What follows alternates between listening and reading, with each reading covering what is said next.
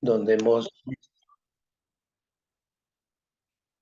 visto la gloria de Dios, pues quiero hacer énfasis en algo que Dios ha estado pues hablándonos. Y es que hubo una palabra que el Señor nos dio allí en el campamento, donde decía que nosotros recibimos la palabra, adoramos a Dios, lo alabamos, lo bendecimos, pero luego salimos de ese campamento, de ese tiempo de oración, de ese culto, de esa reunión, y volvemos al mundo y decía el Señor, vuelven otra vez las peleas entre parejas, vuelven otra vez al mundo a hacer muchas cosas del mundo, las fiestas, llegan las fiestas y se van para las fiestas y se olvidan del Señor. Y pareciera que la vida cristiana no fuera una vida cristiana, sino pareciera más como si fuera una cuestión de un culto nada más y luego el mundo. Entonces tiene que existir una diferencia entre nosotros y el mundo, pues la vida cristiana nos habla del reino de los cielos y el reino de este mundo. O sea, o somos del reino de los cielos o somos de este mundo. Y si somos del reino de los cielos, el lenguaje del reino es un lenguaje diferente. Entonces, lo primero que nosotros tenemos que entender como cristianos es que nosotros no somos de este mundo. Eso quiero que lo vayamos teniendo claro. Nosotros no somos de este mundo. Nosotros estamos en el mundo, pero no pertenecemos al mundo. Pertenecemos al reino de los cielos. Entonces la palabra del Señor nos habla de una manera pues muy clara, ¿sí? Yo quiero que miremos algunos pasajes de la Biblia. Dice, Dios quiso levantar en nosotros un pueblo especial. O sea, somos un pueblo especial. Dice, porque tú eres pueblo santo para Jehová tu Dios. Jehová tu Dios te ha escogido para hacerle un pueblo especial más que todos los pueblos que están sobre la tierra. No por ser vosotros más que todos los pueblos, os ha querido Jehová y os ha escogido, pues vosotros erais el más insignificante de todos los pueblos, dice el Señor. Dice, sino por cuanto Jehová os amó y quiso guardar el juramento que juró a vuestros padres, os ha sacado Jehová con mano poderosa y os ha rescatado de servidumbre, de la mano de Faraón, rey de Egipto.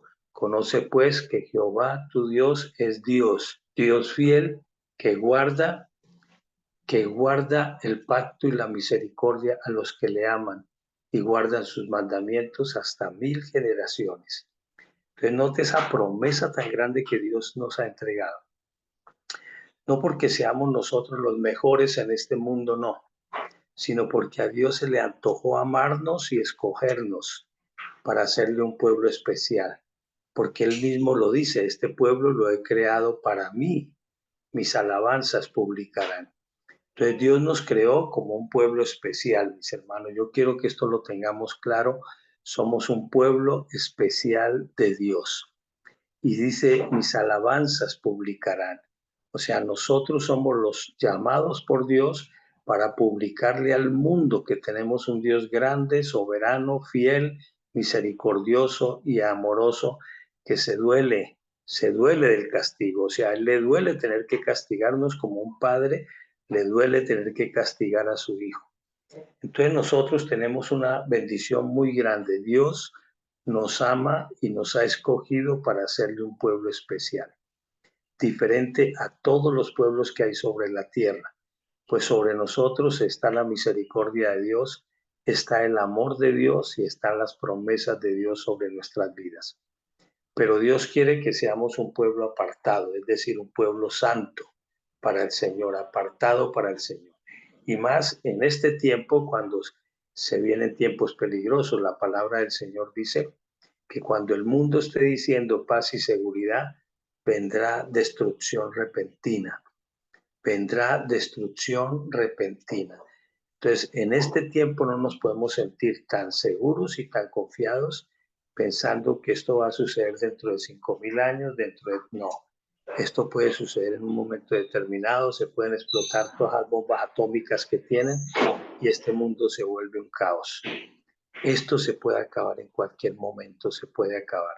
O puede caer un meteorito a la Tierra y desafortunadamente puede caer en Colombia, puede caer en algún país y no queda, dice que se muere la tercera parte de la humanidad, luego cae otro y la misma historia y así esto queda convertido en un caos de repente. Dice la Biblia, como ladrón en la noche, o como la mujer que está de parto le llegan los dolores, así llegará ese día del Señor, dice, y llegará con juicio sobre la tierra, porque el mundo no quiere conocer a Dios, es enemigo de Dios, pues está bajo la influencia de Satanás. Por eso les digo, si nos anclamos mucho en el mundo, entonces nos va a costar mucho trabajo entender los principios del reino de Dios. Entonces el Señor nos habla muy claro de lo que Dios tiene para nosotros, ¿sí?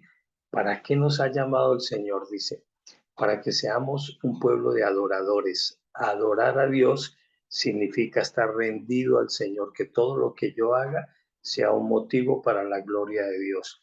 Es decir, que si presto mi casa para que se haga una casa de oración, estoy adorando a Dios. Que si me guardo del mal, estoy adorando a Dios.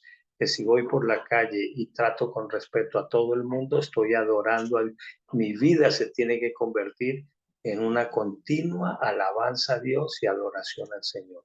Por eso la palabra del Señor nos pide que seamos irreprensibles, es decir, que cualquier persona que nos vea pueda decir, hombre, como dice el Señor, hay un siervo del Señor que hace la voluntad del Señor. Entonces tenemos que guardar nuestro corazón. Por eso la palabra del Señor nos insta para que nosotros mantengamos siempre, dice, tú guardarás en completa paz aquel cuyo pensamiento en ti persevera por cuanto en ti ha confiado.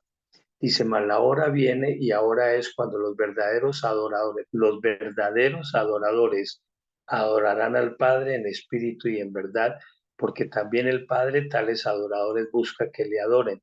Dios es espíritu y los que le adoran en espíritu y en verdad es necesario que adoren. O sea, ¿qué significa esto? La mayoría de las personas creen que ser cristiano es ser un adorador. Las personas creen que cantar alabanzas es un adorador. La palabra de Dios nos habla claramente que el que está rendido a los pies de Jesús, haciendo su voluntad, ese es un adorador. Esa es una persona que adora en espíritu.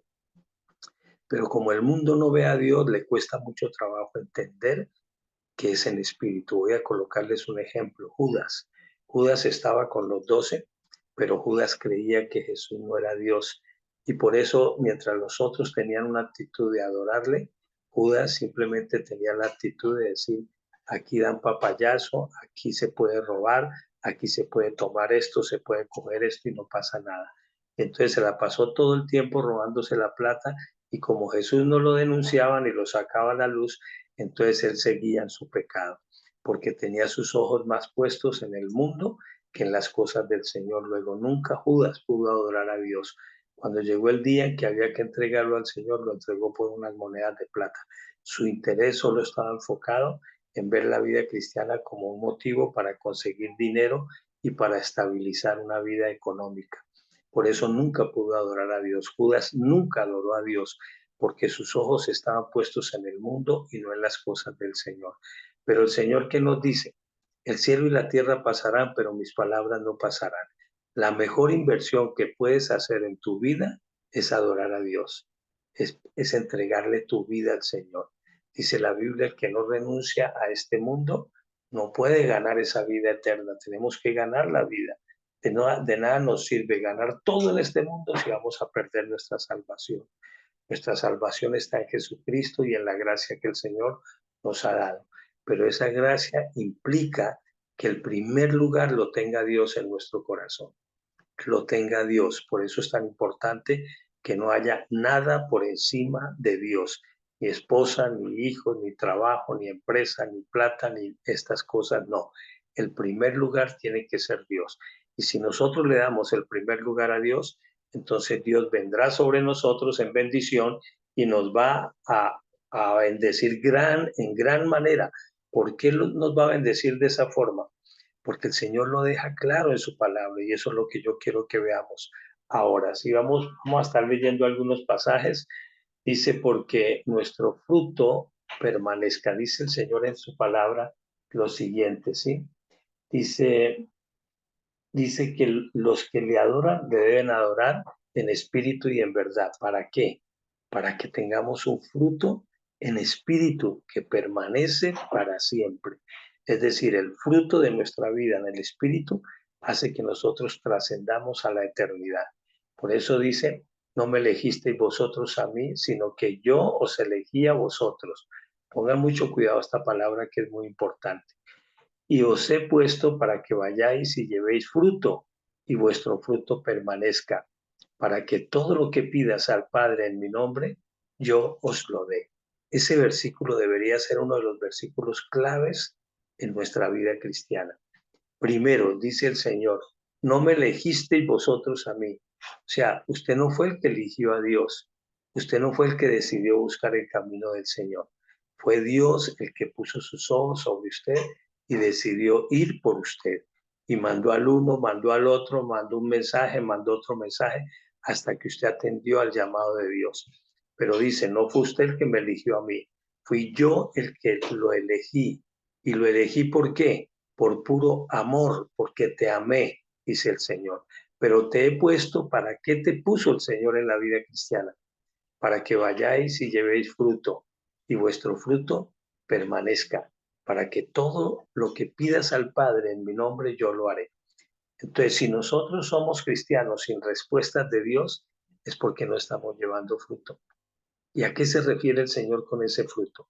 Se refiere a dos cosas importantes. Primero, vivir en el fruto del Espíritu. ¿Qué significa vivir en el fruto del Espíritu Santo?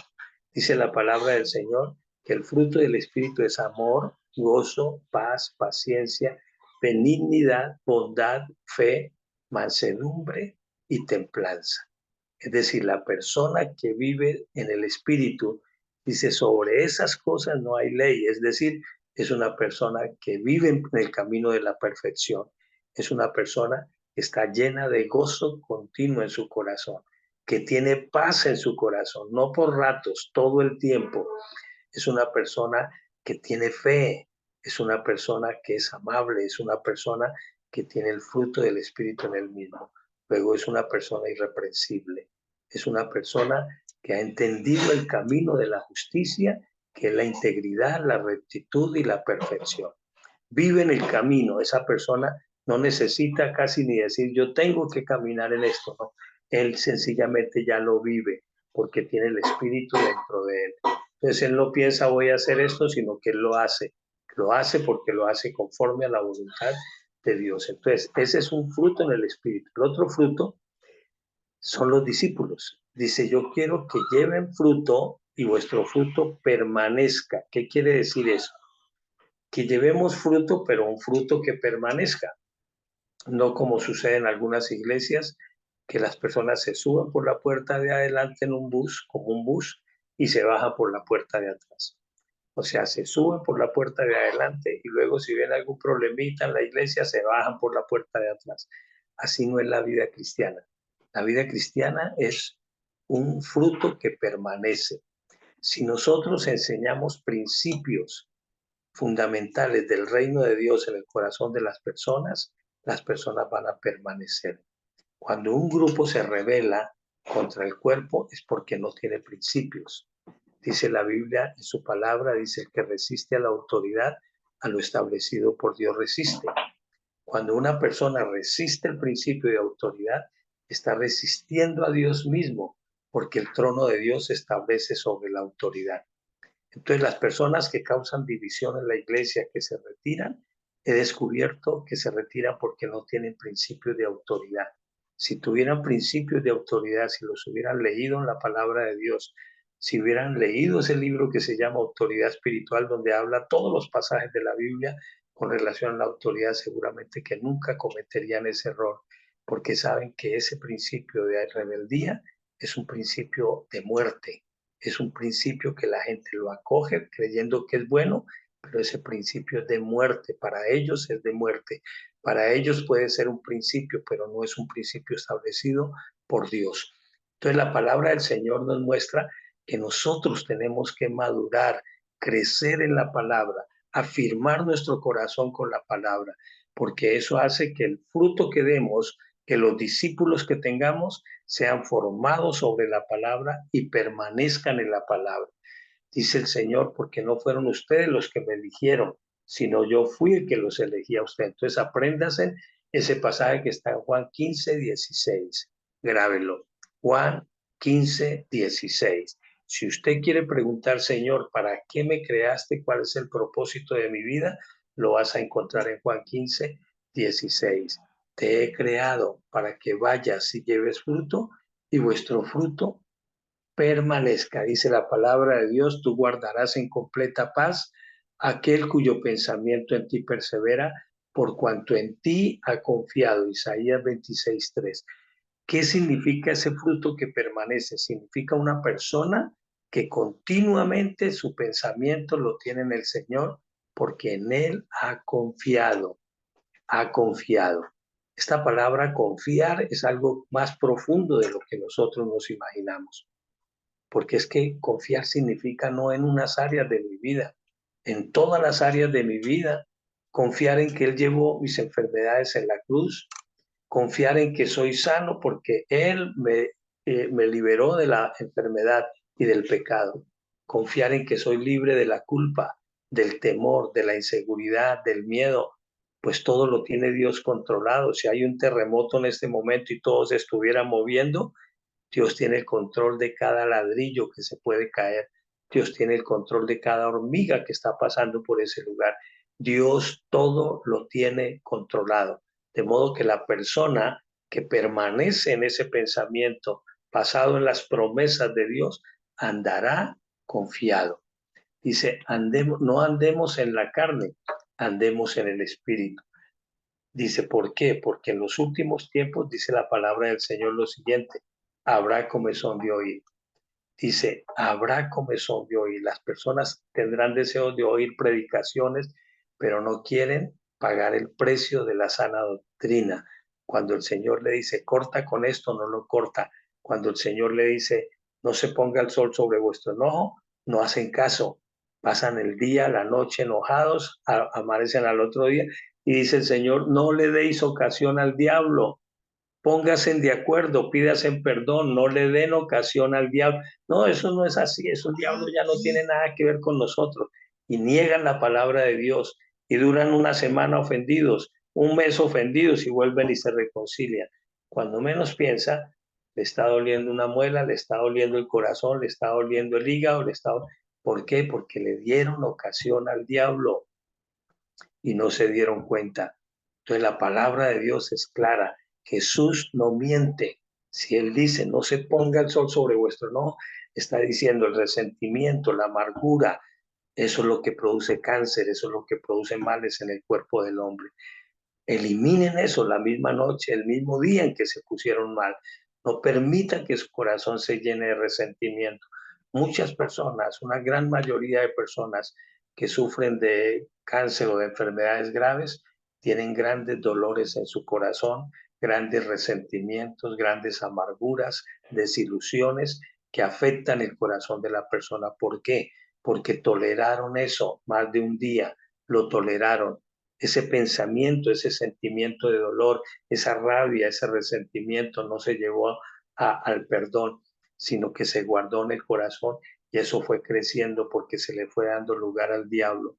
Ahora que está la enfermedad, hay que reprender es al diablo, porque ya el Señor te perdonó los pecados, pero el enemigo se metió no por voluntad propia, porque él no se puede meter por voluntad propia, porque fue permisiva la persona con lo que permitió. Y entonces el enemigo, como está al principio ahí establecido, dice, aquí hay una puerta abierta, yo por acá me meto. Y se mete ¿para qué? Para matar, hurtar y destruir. Este pueblo de labios me honra, pero su corazón está lejos de mí, dice el Señor. Entonces, no podemos caer en estos errores, mis hermanos. Un pueblo que adora a Dios de labios, pero no de corazón. ¿Por qué? Dice la palabra de Dios, porque tienen ojos y no ven, tienen oídos y no oyen. Y dice la palabra del Señor, sobre toda cosa guardada, que tienes que guardar tu corazón, porque de él mana la vida. De él mana la vida, dice el Señor. Entonces nosotros tenemos que mirar qué es lo que tenemos en el corazón, qué hay en nuestro corazón. ¿Está el fruto del Espíritu fluyendo en nuestro corazón? ¿Está el deseo en nuestro corazón de evangelizar, de llevar la palabra de Dios, de llevar discípulos? Digo pues, andad en el Espíritu, dice el Señor, y no satisfagáis los deseos de la carne, porque el deseo de la carne es contra el Espíritu y el Espíritu es contra la carne, y estos se oponen entre sí para que no hagáis lo que quisiereis. Pero si sois guiados por el Espíritu, no estáis bajo la ley. Y manifiestas son las obras de la carne, que son adulterio, fornicación, inmundicia, lascivia, idolatrías, hechicerías, enemistades, pleitos, celos, iras, contiendas, disensiones, herejías, envidias, homicidios, borracheras, orgías y cosas semejantes a esta, acerca de las cuales os amonesto, que ya dice, os amonesto, dice, como ya os lo he dicho antes, que los que practican tales cosas no heredarán el reino de Dios.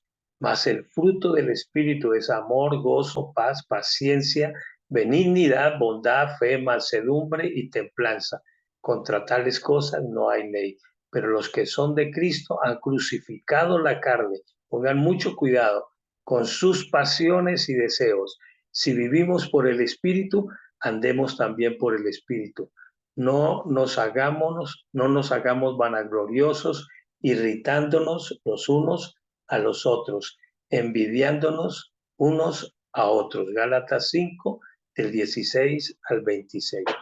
Entonces dice, los frutos de la carne, los que practican todas estas cosas, no heredan el reino de los cielos. No heredan el reino de la envidia, los celos, las ansiedades, las preocupaciones, el temor, el odio, el resentimiento. Todas esas personas que permiten eso en su corazón no heredarán el reino de los cielos. ¿Qué tenemos que hacer si usted descubre que tiene algo de eso? Arrepentirse, pedirle perdón a Dios, entréguele el control de su vida. Dígale, Señor, ya no quiero vivir más en la carne, quiero vivir en el Espíritu. Ayune, apártese para Dios, sea santo, es decir, apartado para Dios. Si usted ve que lucha contra eso todos los días, apártese de esas personas que generan ese odio, ese resentimiento en usted, perdónelas, ore por ellas, ámelas. Eso es lo que enseña la palabra del Señor, porque ese es el lenguaje del reino. Entonces nosotros no podemos tolerar esto, porque si lo toleramos, vamos a pagar un precio muy doloroso, porque el enemigo se va a meter. Hay familias donde ya el enemigo está ahí metido.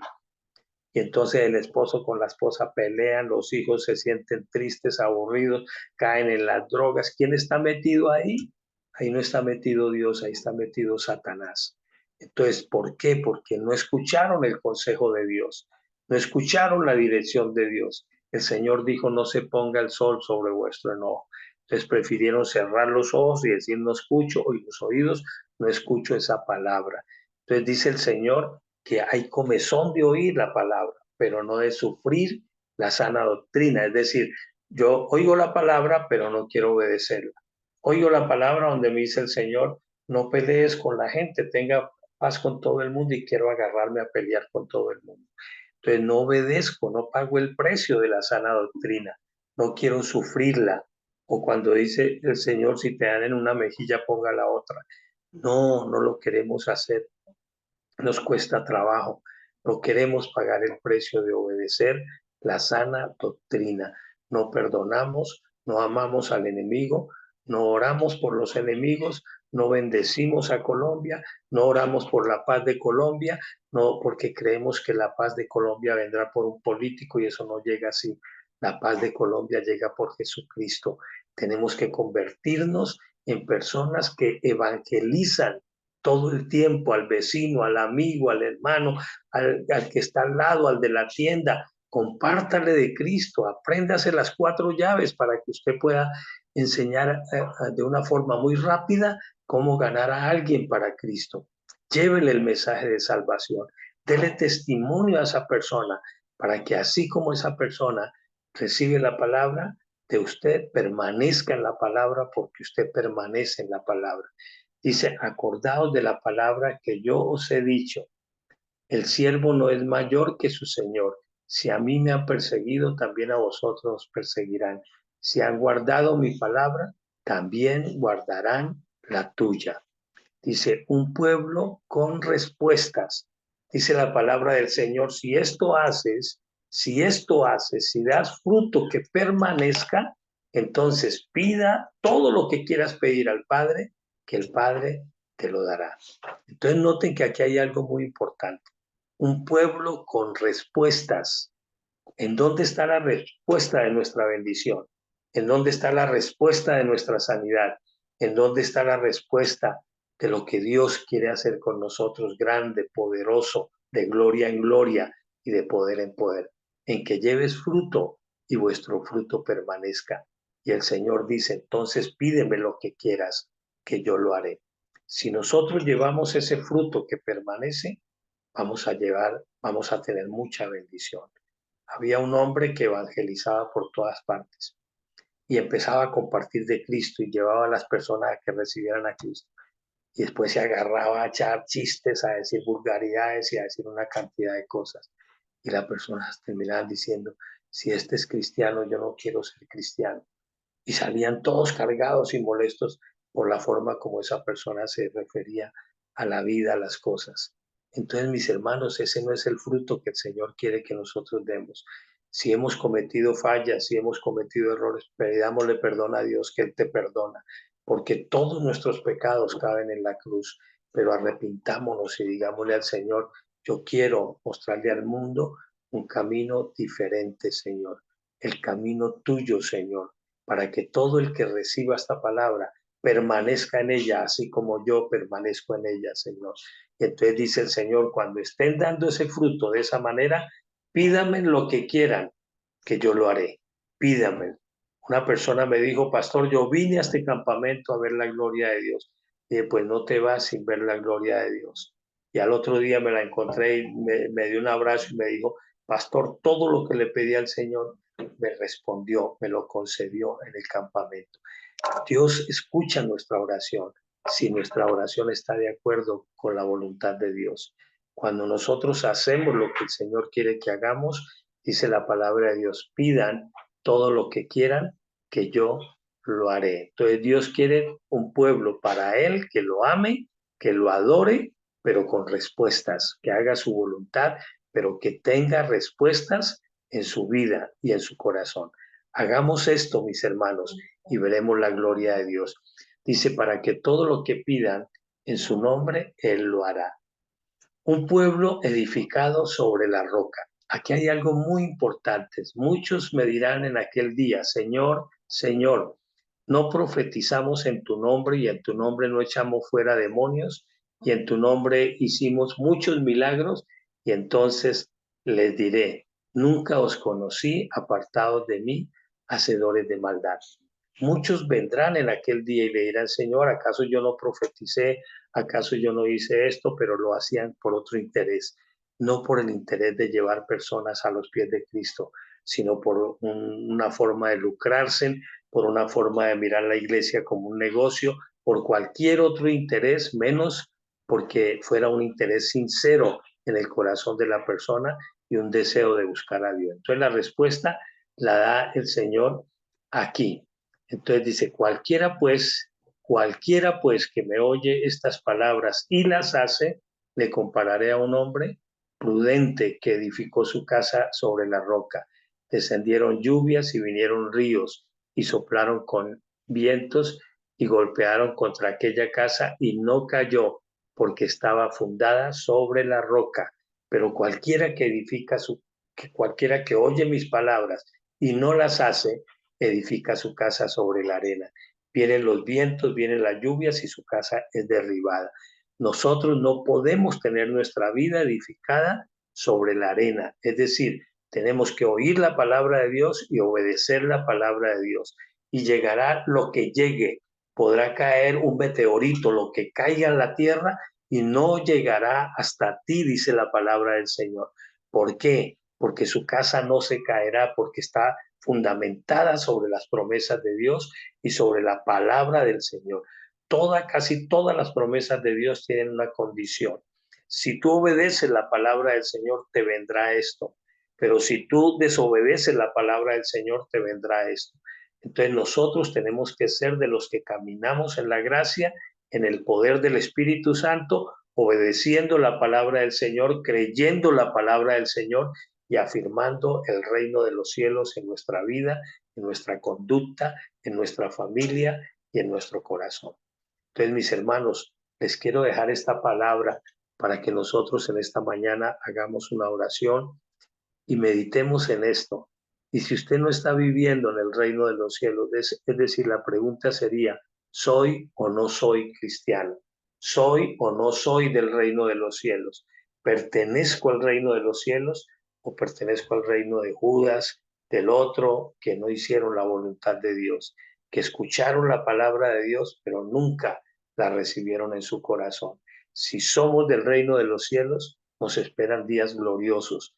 Para el mundo vendrán muchas cosas, para nosotros vendrán días gloriosos, empoderados, donde seremos perseguidos por decir la verdad, pero nos levantaremos a evangelizar, a llevar el mensaje de salvación a todos los hombres. Por eso les invito para que se aprendan las 4 llaves de la vida espiritual. Apréndaselas. Si usted no las conoce, dígale a su pastor, muéstrenme las 4 llaves espirituales, yo me las quiero aprender. Son 4 principios que van a llevar a una persona a los pies de Cristo.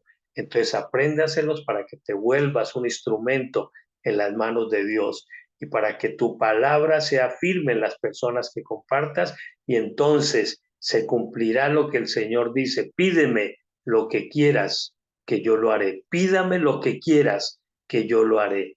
Hagamos lo que a Él le agrada y Él se agradará de darnos lo que nosotros necesitamos y queremos. Entonces, mis hermanos, los invito para que cerremos los ojos.